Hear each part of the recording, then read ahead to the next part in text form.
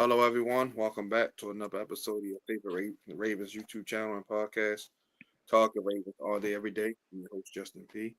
And my lovely MVP, $1 billion co-host, Miss Shannon Finch. This is episode 137 for the YouTube version. For the audio version, it is season 2, episode 38. All the links right there below in the description for the audio version.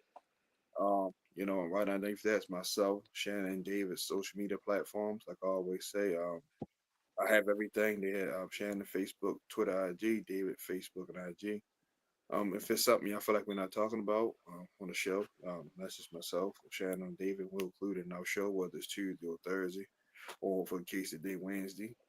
We had some stuff to do yesterday, and sorry we missed y'all last week. Busy week for everybody, but we back at it. We never left. We're gonna do our recap. So, without further ado, I'm gonna go ahead and let Shannon take it away. All right. So we're going to recap the game from was it last when did we play? Last Thursday? Last Thursday. All right, so Justin, give me your good, bad, and ugly for week 10. The offense as a whole, including Tylen Wallace, who stepped up. He's probably playing himself into a contract extension, most likely. Um, Todd Monken play calling started off shaky, but then ended up being pretty good at the end. Scored 35 points. The bad defense still defense is like stopping the run as always, but our back end just seems to can't figure it out. I don't know if it's scheme. I don't know if guys just not getting communication down pat. I don't know. We this is a week about to be week 11, so we don't know. It's just, but it's seemed like it's gotten worse each week. Every time we play the top quarterback, it has gotten worse. Hmm. Ugly penalties. We got some face mask penalties and stuff like that. And some holding calls to stall drives. So definitely penalties. No, now we ain't turning the ball over. So just penalties on both sides of the ball. So that's my good, bad, and ugly. Yep, so I pretty much have the same. For good, I have Lamar. I think Marlon Humphrey played well. Fruit Punch showed back up in that game. Matabike had a day. The pass rush was pretty good. Bad secondary, defensive communication, and a run game. I mean, the run game. This is the second time we played the Bengals, and they kind of stifled our run game. Um, so that was kind of bad to me because that's a big part of what we can do offensively. And the ugly, how the game started. You have Harbaugh with the Harbaugh challenge. Didn't understand why he was making that challenge there. It really didn't make much of a difference. Um, Even if he won a challenge. Like that was just a stupid challenge to me, which cost us a timeout. Then right after that, you have to call another timeout because the defense is unorganized and not ready. And then you have Brandon Stevens getting a penalty on fourth down. Like that whole first series was just crazy and made me feel like this is about to be a long day. We got real bad on that one. And ugly penalties. Like we've been saying penalties every day going week. Like I'm tired of how undisciplined this team is. Like is something we haven't seen in a long time from a John Harbaugh coach group. So that's my good, bad, and ugly for the last week's game. I well said. Like I said, we missed the recap of the Broncos game. We're sorry about that, but hey, we're here. Go ahead, Shannon. Continue. Yeah. So we can go on to position grades. What grade did you give the coaches? All together, B plus.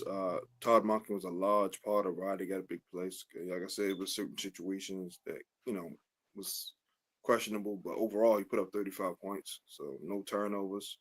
So yeah, so he got a sack or D Harbaugh B, so they rounded it all up to a B plus. I gave him a B minus. And a minus is for the early blunders, like I mentioned in the first segment. Offense off they couldn't get going early. I mean, we were down 21-7 for a while, like almost going into the fourth quarter almost, towards the end of the third quarter. So it took a while for the offense to get going. And the defensive issues. Now, as I'm watching these games week in and week out, it's so much blame to go around. I just feel like we put a lot on Zach Orr, and deservingly so. When you're the coach of any team, the head coach, or coordinator, certain positions, you're going to get a lot of blame. But when I watch these games, it's time to start looking at these players and holding them accountable. And I'm glad that Marlon Humphrey said what he said at the end of that game, because it's not just scheme to me. Like I know saying a scheme is probably the easiest thing to say, but when you watch the game and you see guys just out of position, you see guys not turning their head around. You see guys that's stuff that Zach Orr can't make them do. Like they have to be held accountable for what they do once they're on the field. So for me, they get a B minus. Was like I said, the minus is just for the early blunders, but I feel like they pulled it together late. Defensively, no, because like I said, we were in the shootout. You know, if we didn't have our offense and them guys making plays like that, we probably would have lost by a whole lot more than what we won by. You know, we made it a game, and it could have been a situation where it wasn't a game. So I'll give them a B minus. Before we get to the quarterbacks, I do want to ask you this real quick. Do Mm-hmm. you think that they're just not buying into the stuff that Zach was preaching? Because they played great with Mike McDonald, so and they're just basically essentially 90% of the same players. So it's just is that disconnect in your opinion somewhere? I do, and I don't necessarily think that it's with Zach or personally. It could be with a position coach. It could be with the pass game coordinator. Like we talked about this a couple of weeks ago. It's not just players that we lost. It's not just a defensive coordinator that we lost. We lost defensive position coaches as well, and all of that plays a part into what can be going on out there. From some different things that I've heard, it's an issue with the pass game coordinator. So I don't think it's necessarily an issue with Zach Orr. And I say that because the game last week, Zach Orr, it was said during the game that Zach Orr challenged Metabike. Mm-hmm. And to me, Metabike stepped up to the challenge. You don't you if it was just Zach Orr, I don't think the defense would be as good as or great as it is in particular areas of the defense. We see what the issue is on his defense. And I don't necessarily think that's a Zach Orr issue. Like that's why I'm saying like it got to be some accountability along the line besides him because he's just the man calling the plays. We can say he's not getting the plays in fast enough, but still, like we 11 weeks in now. Like they look like lost puppies out there. Well said, Chip. That's my question. So what grade did you give Lamar? I give him an A. Could have been A plus, like I said, a little sluggish start. But like I said, down 21-7, all this he can't play from behind. All that I thought he been put that behind, but I guess now he completely put it behind. Like I said, he marched us down the field, touchdown, touchdown, touchdown. We had no field goals this game again. Hmm. So, like I said, what more can you ask for? Like I said, we can nitpick about a few missed throws, whatever. That's fine. Like I said, that's your prerogative. Like nobody's perfect. Nobody's gonna go 40 for 40. It's just each week, just unheard of. So I give Hmm.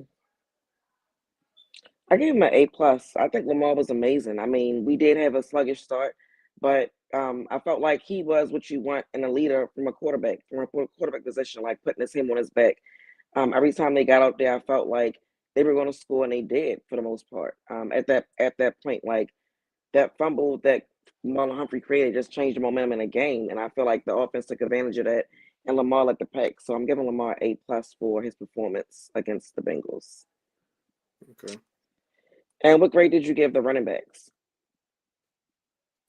B plus. Derrick Henry didn't have 100 yards, but he did score a rushing touchdown. He got key yards and key first downs when we needed it. Justice Hill contributed with some stuff. Keaton Mitchell he didn't do a whole lot first game back as expected. So because of that, I give him a B. And I gave him a C. I mean, I thought it was a pretty midday. It wasn't anything that was like that impactful to me. I feel like the Bengals did a good job of attempting to make us one dimensional. They did that. They did the same thing kind of in the first game, but Derrick Henry just kind of broke off one big late. He didn't have any big things like that, but I like that we stuck with it. Like I said, it's been times in the past where we would just get away from the run when it's not working, and I'm glad they didn't do that. But it was pretty mid to me. It wasn't anything impactful from that group. That the reason I give him a B because it was grinded out, tough yards we needed. Yeah, it wasn't like no 20, 30 yard runs. In that regard, you're absolutely correct. But it was tough, dirty runs. We needed 31, 32. He got it. And he still averaged over 4 yards a carry. So that's why I gave it a B because of that. Hmm. And what about the offensive line? What grade did you give them? B plus. There was a few missed pass penalties and pass black assignments that Lamar being him, he kind of eluded, but overall they did give him time to throw the ball. Did open up a few holes, so I give him a B plus. And I gave him a B. They gave Lamar, they kept Lamar clean. If I'm not mistaken, he didn't have any sacks at all. They didn't have any sacks, allow any sacks at all in that game. And like you said, you can't have a passing attack like that without the offensive line doing being a big part of that. So I give them a B. And what grade did you give the wide receivers and tight ends? This probably the second time I ever gave or third time I gave him A plus. Like I said in the other groups, I am finally happy with this call. Hmm. Rashad Bateman got me want to put some more stock into him. He's actually consistently showing up. Like he had his little drop. I ain't gonna eat as much for that. It was kind of air left play. He had to, get on the go. So I ain't gonna eat as much Hmm. the clean drop like it was in Cleveland. Zayden had the biggest numbers, but like I said, he made important catches. Like I mean, sometimes you notice, and like for a lot of the casual fans, understand the numbers might not always tell the tale of the game. Hmm. Like Zay Presence helped guys get open. Tylen Wallace had a good game. Aguilar caught a touchdown, good catches. Mac Andrews caught a touchdown. Cole had some catches. So yeah, like Lamar don't throw the ball to himself. So I gotta get him A plus. I give him an A plus as well. I mean, we got 4 touchdowns out of that group. It was a time in Baltimore where you probably would have never even expected to hear something like that.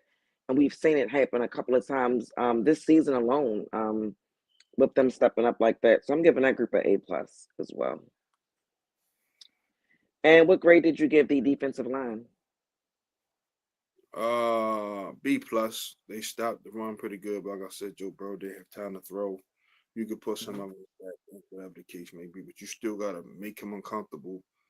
If you know your secondary isn't playing well or been off their game, you gotta make life easy for them to get pressure, get the ball out of the tank quicker. So after that, I give him a B plus.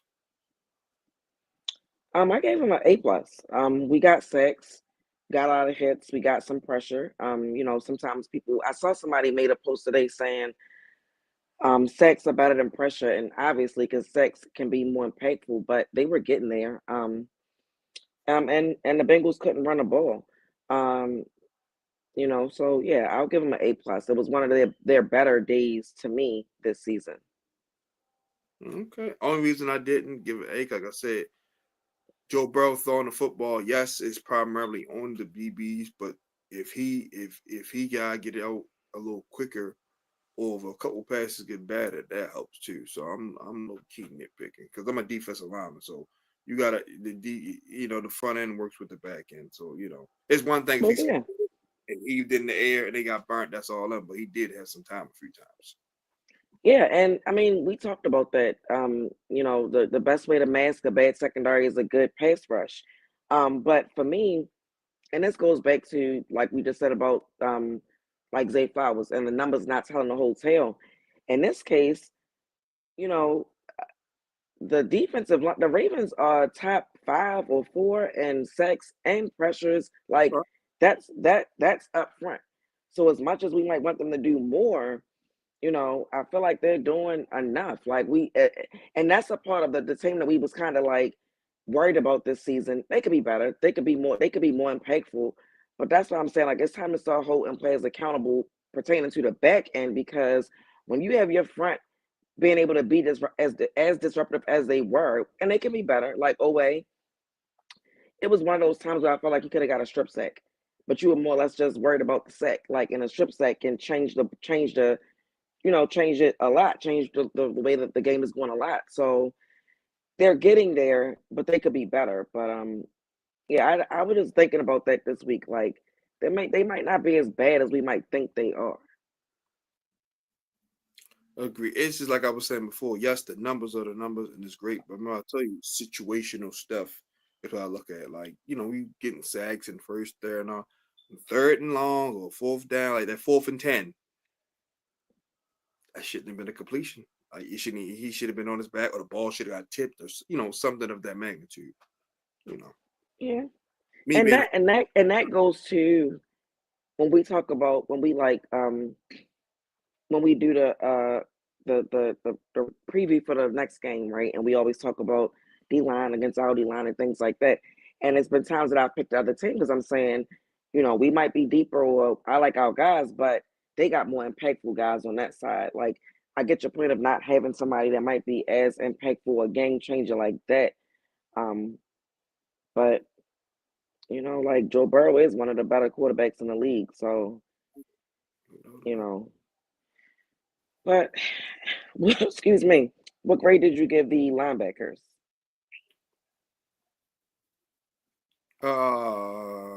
I give them an A because they took away the run pretty good, and we didn't really get killed across the middle. Everything was literally over the top, everything.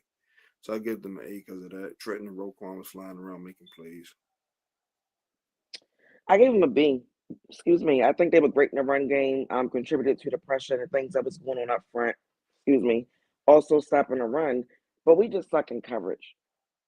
And it was one play during a game where you could see Roquan was like visibly upset.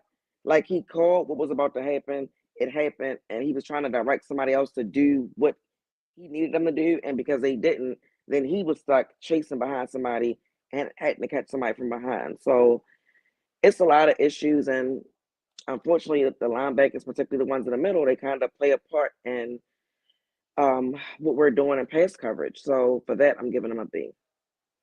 That's fair, but like had since he was throwing slants all over the place, I'll be with you. But all of their big plays came on like posts and vertical. Well, So the play that I'm talking about was a slant. The play that I'm talking about where Roquan was up, like visibly upset, like he was trying to communicate to them I before know a play the you're ball talking even about. got I snapped. think we went to the Eclavage or whatever the hell his name is. I know you talking about because me and Ron was talking that watching the game, but I got you.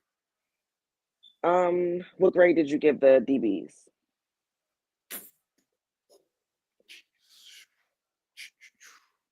Because of Marlon Humphrey strip sack. I strip sack, but he knocked the ball out, fumble, and Darius Washington, a couple deflections. I give them a C, only because of those few plays. One for that, definitely D. Yeah, I'm giving them a D plus. D plus and a C is kind of the same thing. I do wish Kyle Hamilton a speedy recovery. It sucks not having him to be out there. Marlon Humphrey came up big again in the Bengals game, like he did in the first matchup.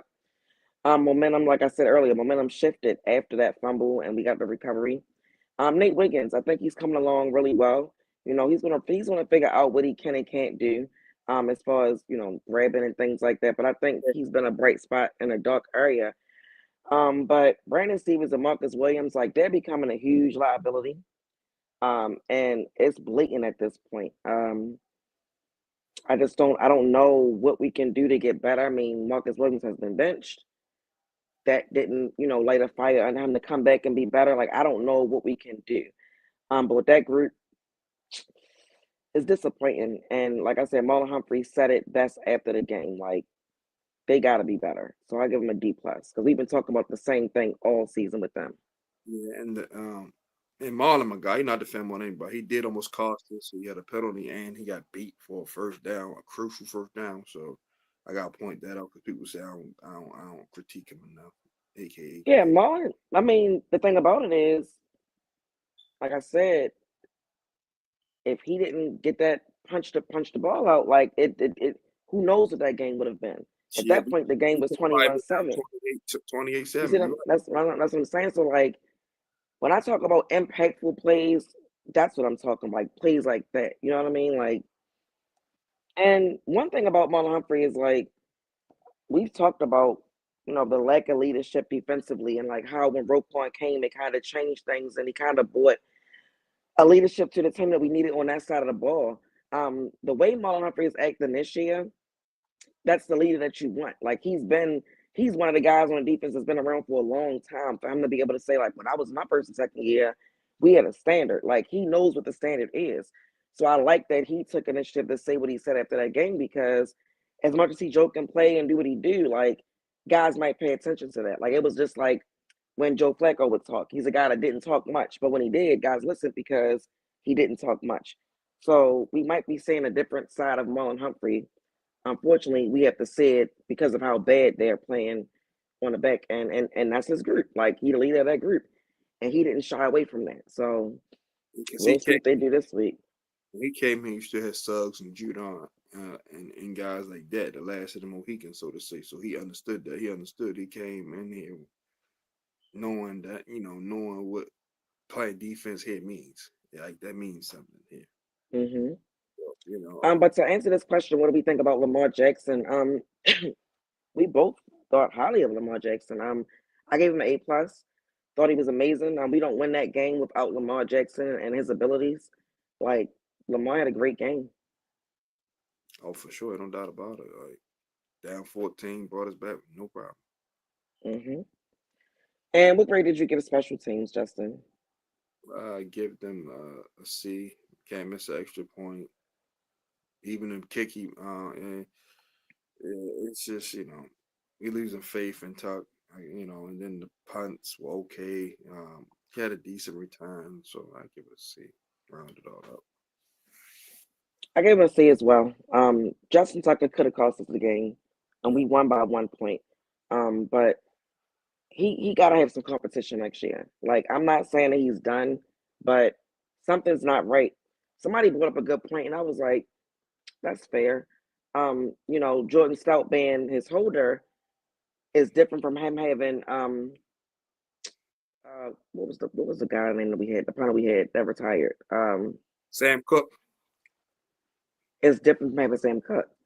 So is that an adjustment? Is that something that's impacting him missing these kicks this year? I don't know. But I think next offseason they need to bring somebody in Like y'all, because we y'all try to hold it. Backup quarterback, hold it too. Let him be useful for something. something because it got. I refuse to believe Justin Tucker like lost it that fast. You know what I mean? Like, and people started saying it last season, honestly, but he was still making kicks. Like at this point, it's like you're gonna start costing us games. That changes things. So I think in the offseason they gotta bring somebody in. For sure, for sure. Absolutely, I completely agree. All right, so getting into some topics. Keaton Mitchell played last Thursday. That was his first game back after his injury from last season. Were you surprised that he was active and that he played? And how did you think he did in his first game back? Very surprised. Sure. I'll give him probably like week 14, something like that. But he was ready to go. He still looked like he got the deal. Like I said, obviously he didn't get a lot of opportunities. Coming back. Still got to get in the game shape and all that. But Hmm. he still looked like he got speed. So like I said, but he can't see how he did because he only had like one carry, I think. So but he looks like he didn't lose a step. Hmm. Yeah, I agree. I was surprised to see him active as well on a short week, particularly. And I was thinking we probably wouldn't have saw him back until like January, but I'm not mad that he's back. I mean, we're getting towards the middle of November. Come December and January, teams got to run the ball, and it'll be good to have three different types of backs there. That we can put in that could be effective, and we don't have to worry about Derrick Henry being fatigued. You know what I mean? Like Derrick Henry has had a big load so far through 10 weeks, coming up on week 11. So bringing Keaton Mitchell back right now is a good thing. Like you said, he didn't really do too much offensively. He had a good return, but I'm looking forward to seeing him do more and be added to the offense. All Okay. right, so we kind of talked about this earlier as well, but did Thursday's game prove to you that the pass rush is not the issue defensively? Not completely. I mean, they're not the biggest problem, I will say, but still, like I said, know the numbers are the numbers. I get it, but still, like last year, you saw we had sacks in meaningful situations. Third and off, you saw we was able to get off the field. Hmm. Get sacks on first and second, that was cool, but you have to get them, close them out in big games. I mean, big situations, that we need them. So it's like I said, it's not the biggest number one issue, but you still, like I said, you still gotta, heat the quarterback up a little bit more. Because Hmm. their corners are terrible this year, and no why they're not getting exposed. Because T.J. Watt and Highsmith, those guys are making quarterbacks have to get rid of the ball quick. So, like I said, they're not super bad, but they definitely got to be better in key situations. Do you think that TJ Watt is better than anybody that we have up front? Like just on an individual basis, do you think he's a better player than anybody we have up front?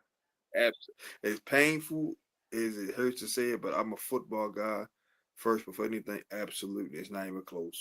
It's not. Yeah, You can put Van Noy, Oway, a job, all of them together, and it still don't come towards the T.J. Watt. It's not close. right. So for me, like last year, I just feel like we had a better rotation. You know, we had guys that was coming in and out, better rotation, more guys, and they could be impactful. This year we don't have the same rotation. Um, some guys went MIA, but we don't have a TJ Watt either. You know what I mean? Like even with Metabike, like he's now Haloti. Like Haloti could stop the run, he can get after the quarterback, he can do a lot of different things up front that Metabike can't do, but Metabike is still he can still make plays. Like I said, he was challenged last week and he stepped up to the challenge in my opinion. But when you bring up like a TJ Watt, I just don't think we got anybody defensively up front that's on his level as a pass rusher.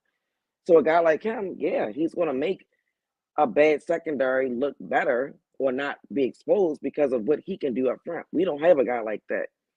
So for me, I do think that it showed that the front is not the issue because we've been talking about the same thing every week.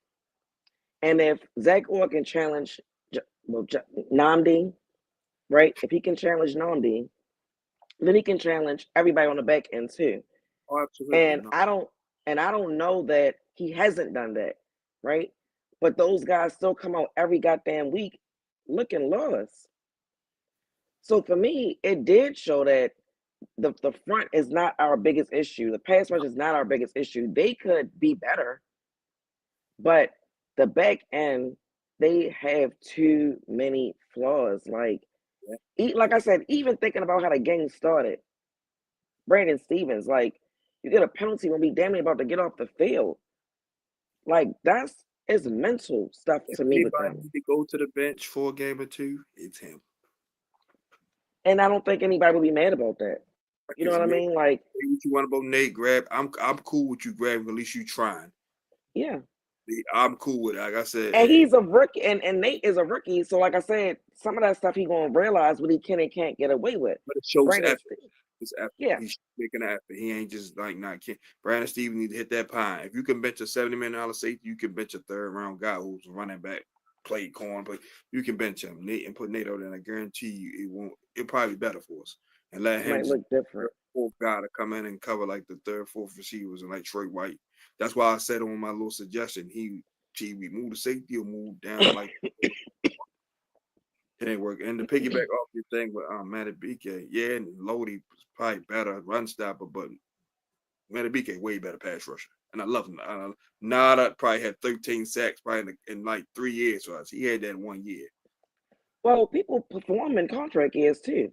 So if the thing about Metabike is I That's don't true, but I love to know that. I wanted us to draft a Lodi Nada, but man, I'm gonna still call him Justin. Justin Matabike is definitely the better pass rusher than Lodi was. But run stopper is not even close. It's a Lodi.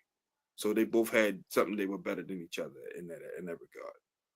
yeah, I think Big Ben might disagree. Like no, Haloti Hey, Nada played Ben a ain't part in playing the against pass rush back Matabike like then. that. I mean, I get it, but yeah, but like I said, What I'm one had saying is 30 sacks, so I one I had mean we maybe could five at the most. yeah. And also we talk about who was around him last year. It was we had a great rotation last year. It wasn't like Yeah, Metabike now was the he played only with person. Terrell Suggs in the eye, so I said it could go either way. He played with great guys. Yeah, Both of them and great and even with Suggs and them, we wasn't like top. Like last season, the defense up front, in my opinion, what made it great was that it was so many different people that could make an impact, guys. that could do different things. I don't think we've ever had a rotation like that. Like I don't think we've ever had a pass rusher like Terrell Suggs didn't have that on the sides of him or around him like that, as far as different Besides, people and to come in and out like when he that. played with Humaville for the most part, Dumerville, that was it. Yeah. and somewhat Matt Judon a little bit, a little I don't bit. know. I just feel like Haloti was more disruptive than Justin has been. Like Oh, I for don't when I think For back sure, to it, I just I'm not disagreeing with that at all. But I'm just saying, as far as a pair of pass rusher, man, if BK he has a little bit more in his arsenal than what Nada did. But and a lot of it because he's lighter too, so that plays a big part. He's 300 pounds. And Haloti was 340, 350, so that plays a part of it too. But for his size, he definitely can rush the passer pretty good for Niners. For Nada size, no doubt about it. all right. So we spent the past couple of weeks talking about, complaining about what we don't like about the team, mostly defensively for real and special teams. But let's have a little bit of fun to end this show. Let's do mid-season awards, the Ravens edition. So I'm gonna just give a award, and you give me a player if you want to explain why, or player, coach, whatever. If you want to explain why you're picking that person, that's fine as well. So we're gonna start with the coaches. Now, with the coaches, it can be head coach, a coordinator, position coach. Like, who do you think so far is the coach of the year? Coach of the year, it has to go to Todd Monken. Like I said, I get on him more than anybody. Todd drinking Monken, like yeah, and he earned the right to drink if he won 30 something points a game. Like, and I'm just saying that if the data's out there, I'm just saying he did not deny it even when he got asked about it. So anyway, Todd Monken, like I said, the offense is the reason why. It's a big part of the reason why we're 7-3. So you got to give it to him. You have to give it to him. Definitely Todd Monken. Lamar's at a whole nother level where year two in the system. You know, it's Todd Monken, and it's like I said, self-explanatory for the most part. Yeah, I think so. Monken is having a great season. I mean, the offense is even better than expected. But my coach of the year is going to go to T. Martin. We talk about, like I said, I feel like position coaches are just as important as coordinators and a head coach. For And sure, for sure. Lamar is at another level this season. Like, I've never seen Lamar look as good as he is passing the ball, as confident as he is. And I just feel like T. Martin has unlocked something in Lamar that just has him playing on another level. So I'm giving it to T. Martin for coach of the year. Mid-season awards. Let's keep that in mind. Okay. All right. And who do you have for offensive rookie of the year?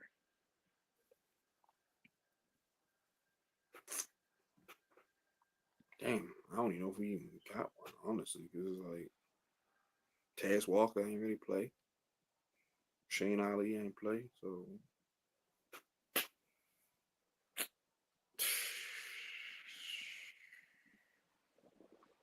I really can't get one because what rookie on offense is contributing? Like, I mean, like Taz Um, Walker and Shane Ali was the only ones I can think of. Everybody else on our offense that contribute is not rookies. I picked Roger Rosengarten, Yeah, offensive lineman. Roger Rosengarten. I'm tripping. Definitely Roger Rosengarten. He got that by default. Yeah, I mean, but he definitely changed the way our offensive line looked once he got in the game. So it's not even like he Yeah, judo. isn't deserving.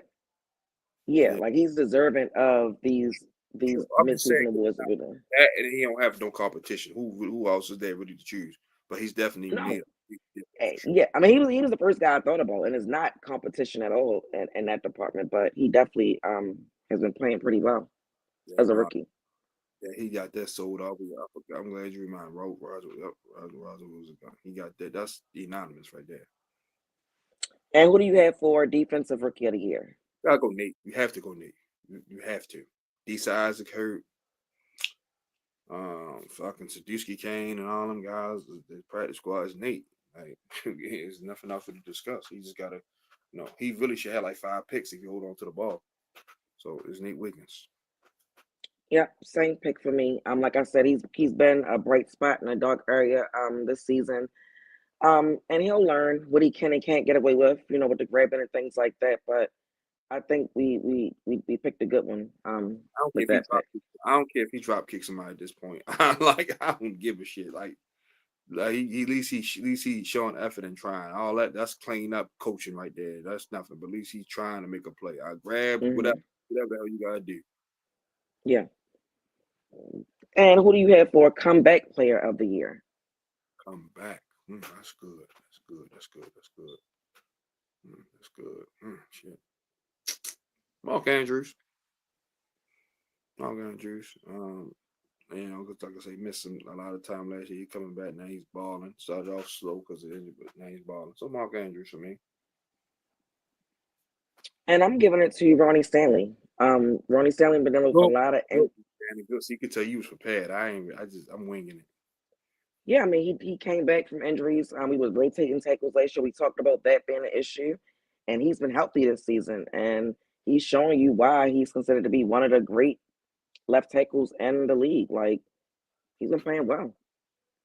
And you know what's funny? I was talking to Ron about this. If the fans had it their way, we would be a much worse team. I'll tell you why. Wow. We wanted to get rid of our top corner and Marlon Humphrey. Hmm. His Twitter fingers. Let's be real. Ryan Stanley, I get it. The injuries was getting a little fatigued. But I guarantee if you ask Lamar, do he want Ronnie Stanley? I guarantee he look at you like you're crazy. And we Yeah. want at one point to get rid of our top tight end because likely had a few good games. So it's like we was if we had the fans had that way, we'll be about three all pros. Hmm. They living Hmm. in because they living in a moment. Yeah. And who would be your defensive player of the year so far? Marlon Humphrey, top two in picks. I mean, like I said, I don't give a fuck if he say pigs can fly on this podcast. That's his prerogative. I don't give a fuck what he say on Twitter, all that. Boy got four in a session. Every time he play, he makes a play. He's fully healthy. He makes a play, and he's up there. He's one of the best corners. Like I said, get people. He say some wild shit and all that. He get a little hurt sometimes, but when he out there and he fully plugged go, he makes game changing plays. So Marlon Humphrey. Yep, I had my Humphrey as well. For everything you just said, like I said, he's been a difference maker in a lot of these close games, and that's what you want from your defensive leaders. Like I think people need to put a little bit more respect on Mullen's name for sure. Say I get it. I get it. He do say some wild shit, but like on the actual football field, the boy is amazing when he's fully out. Yeah, yeah. And who do you have for offensive player of the year? Damn, I gotta choose between two great players.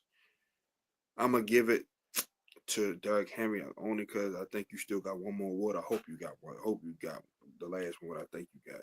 But I'm gonna give it to Derrick Henry because of that. Because like I said, he's on pace to go for 1,600 yards. So Derrick Henry. Hmm. Yeah, I have Derrick Henry as well. I mean, the man has scored a touchdown in every single game. His impact, like I said, we've always had a pretty good, decent run game. We've never had a running back like Derrick Henry. Probably haven't had one like that since Jamal Lewis days. Yeah. Um, Don't get me wrong, he's amazing. Mark Ingram did great for us Oh 19. yeah, man. Yeah, yeah. I mean, like I said, we have like we've had running backs where it's been like boom, that's a strong suit on your team. But Derrick Henry has just unlocked something different offensively when we run the ball. Yeah, and like I said, anytime you scoring touchdowns and you doing it in every game, and some games he's had more than one, like you're helping us. Like you got to score points to win. So he's definitely the offensive player of the year for me. And last but not least, MVP. Who do you have as the MVP for the Ravens right now? Gotta be the quarterback, Lamar Action Jackson. Probably if he don't get swine with voters fatigue, she get his third MVP. Like if voters fatigue don't kick into it, if you look at actually what's going on, his numbers are way better this year than the first two MVP years around this time. So like I said, if he ain't a victim of voter fatigue, he's going to league MVP. So he's damn sure the Ravens MVP. Like, you know, And I agree. I have Lamar for MVP as well. I mean, like I said, um, Lamar is playing at a different level. The way he's playing this season, like you said, he is better than how he looked in his previous MVP years.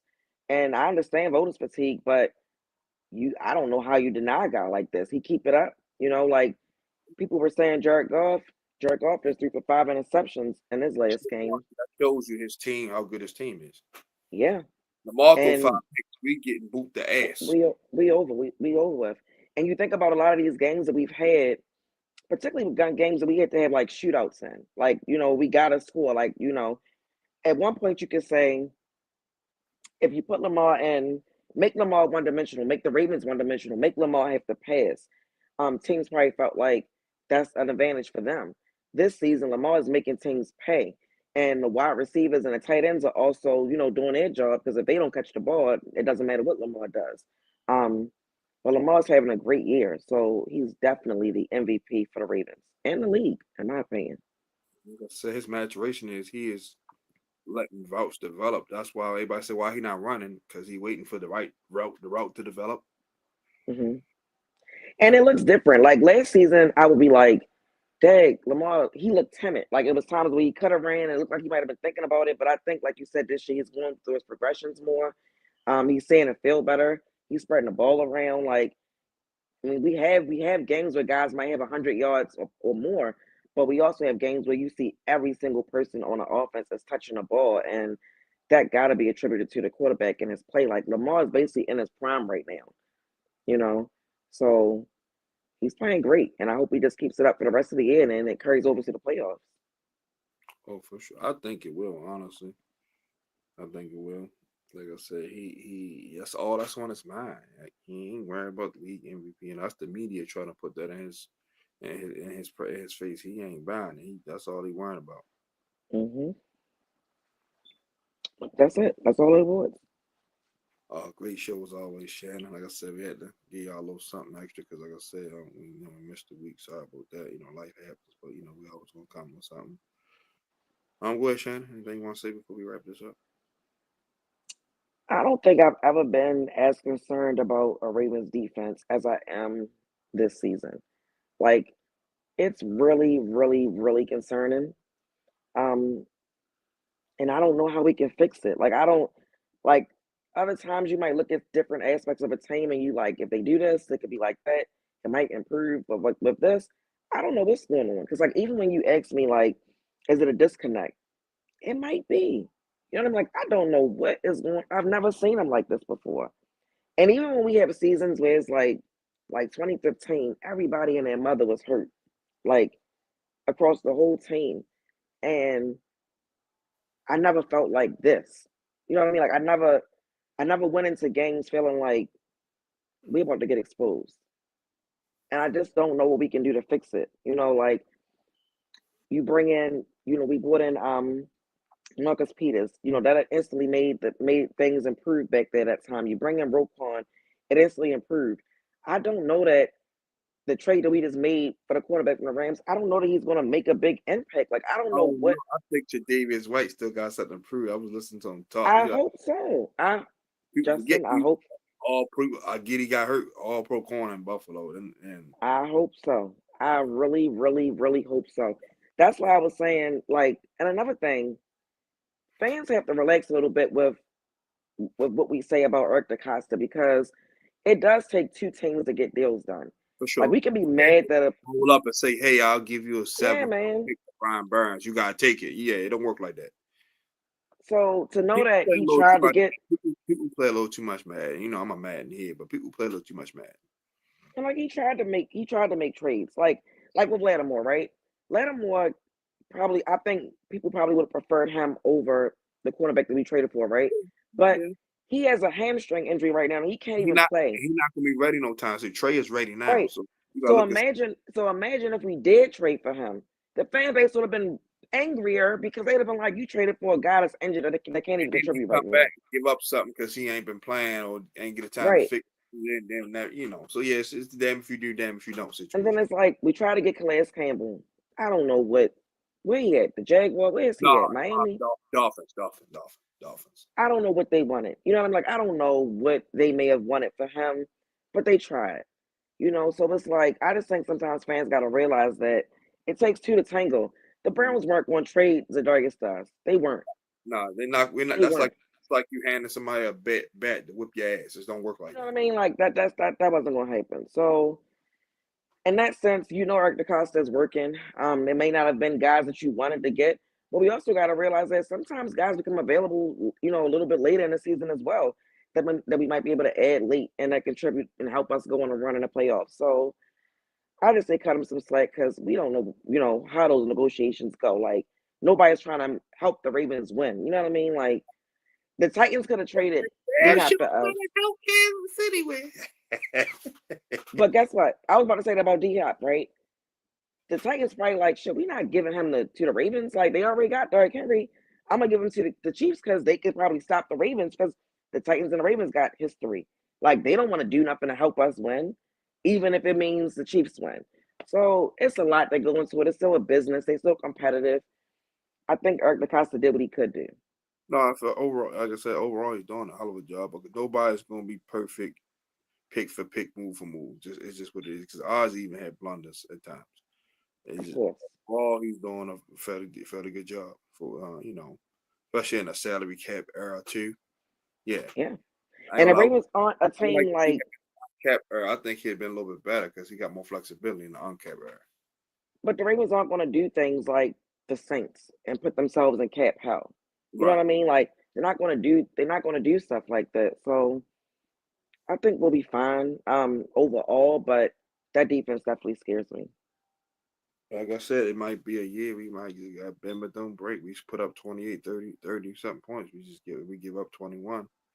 It is what it is because we seen how things work with a top ranked defense. We got there and then we couldn't score, and everybody said, "Oh, damn, we only got 10 points." After now, we give score 35 and go up 24 and win. Like I said, that might gotta be the move, and just get stops when you need them. That might be gotta be the move this go around.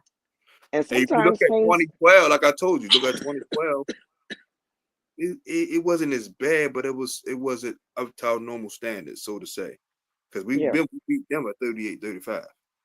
yeah, Like you know what I'm saying, like that year they was giving up some points too, like yeah, they so. was pretty middle of the pack. Yeah, see, so it But might. I just feel like sometimes like teams defenses can turn it on late. You know what I mean? Like maybe the last 4 or 5 games of the season, you a switch flip, and then you go on a run in the playoffs. Like maybe, hopefully, we can do something like that. But I they, think seeing glimpses. It could be like I said, new coordinator. Basically, all your defensive staff is gone, so I always take that into account too. yeah, and we've Yeah, seen them like against the Cowboys early on, against the Bills. Like you don't shut down teams like that by mistake. So it's like we know that y'all are capable of doing particular things. It's just they got some bad habits.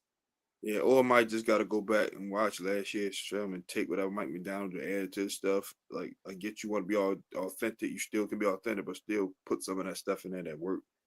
Because in the day, it's all about trying to win. Nobody really gives a shit. People steal stuff from people all the time. Offensive coordinators do it all the time. So you Yeah. a first year D coordinator, you stealing something. There's no shame in that.